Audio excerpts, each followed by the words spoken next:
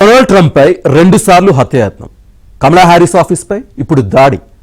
ఎన్నికల్లోగా ఇద్దరిలో ఎవరినో ఒకరిని ఉన్మాదులు లేపేస్తారా? అమెరికా పర్యటనకు వెళ్లిన ప్రధాని నరేంద్ర మోదీ ఎందుకు వారిద్దరిలో ఎవరిని కలవకుండా భారత్ తిరిగొచ్చారు? అమెరికాలో తాజా సర్వేలు ఏం చెబుతున్నాయి?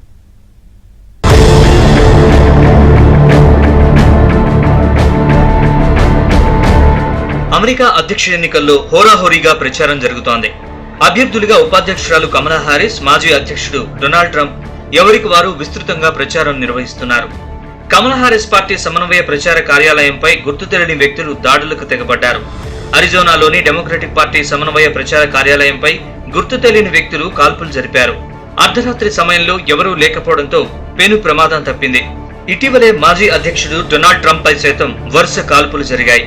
ఫ్లోరిడాలోని వెస్ట్ పామ్ బీచ్ లో ట్రంప్ గోల్ఫ్ ఆడుతుండగా నిందితుడు హత్యాయత్నం చేశాడు. 2 నెలల క్రితం పెన్సిల్వేనియాలో ఎన్నికల సభలో ట్రంప్ ప్రసంగిస్తుండగా కాల్పులు జరిపారు. ఈ కాల్పుల్లో ట్రంప్ కుడిచెవి పైభాగం నుంచి తూటా దూసుకెళ్లింది. ఈ ఘటనలు చూస్తుంటే అమెరికాలో ఉన్మాదం పెరిగినట్లే ఉంది. మరోవైపు ట్రంప్ హత్యకు ఇరాన్ ప్రయత్నిస్తున్నట్లు అమెరికా ఇంటెలిజెన్స్ వర్గాలు వెల్లడించాయి. ఇందుకోసం ఇరాన్ సుపారీలు కూడా ఇచ్చిందట. ట్రంప్ కు ఇరాన్ నుంచి ఖచ్చితమైన ప్రాణహాని ఉందని తేలడంతో ఆయన భద్రతను అధికారులు మరింత పెంచారు.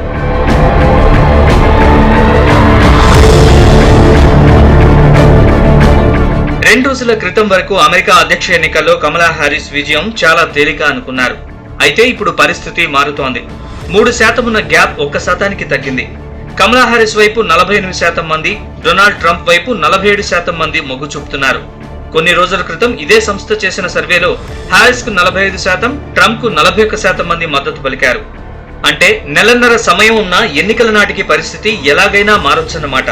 మహిళల్లో ఎక్కువ మంది కమలా హారిస్ కు, పురుషుల్లో మెజారిటీ ట్రంప్ కు సై అంటున్నారు.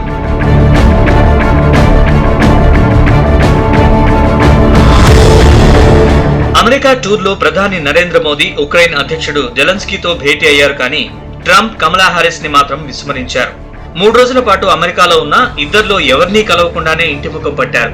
గత ఎన్నికల్లో ట్రంప్ కు నరేంద్ర మోదీ మద్దతు పలికారు. కానీ ఆయన ఓడిపోయారు. దీంతో ఈసారి మోదీ అమెరికా అధ్యక్ష ఎన్నికల్లో మౌనంగా ఉంటున్నారు.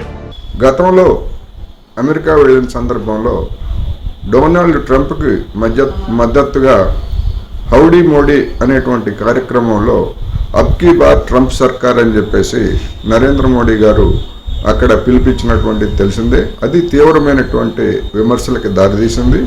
అది అమెరికా అంతర్గత రాజకీయాల్లో భారత జోక్యంగా కూడా కొంతమంది పరిగణించారు.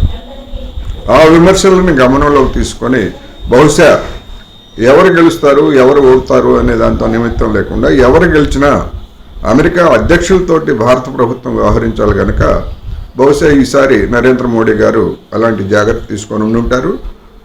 వాస్తవానికి భావజాల రీత్యా లేదా ఇతరత్ర రీత్యా చూసినప్పుడు ట్రంప్, నరేంద్ర మోడీ గారు చాలా దగ్గరగా ఉంటారు.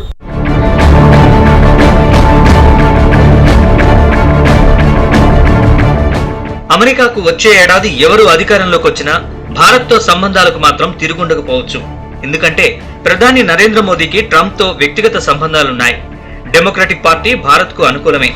అందుకే నరేంద్ర మోదీ పర్యటన ముగిసిన వెంటనే భారత్ తో తమ బంధం నానాటికి బలపడుతోందని అమెరికా శ్వేత సౌధం ఒక బులెటిన్ ని విడుదల చేసింది.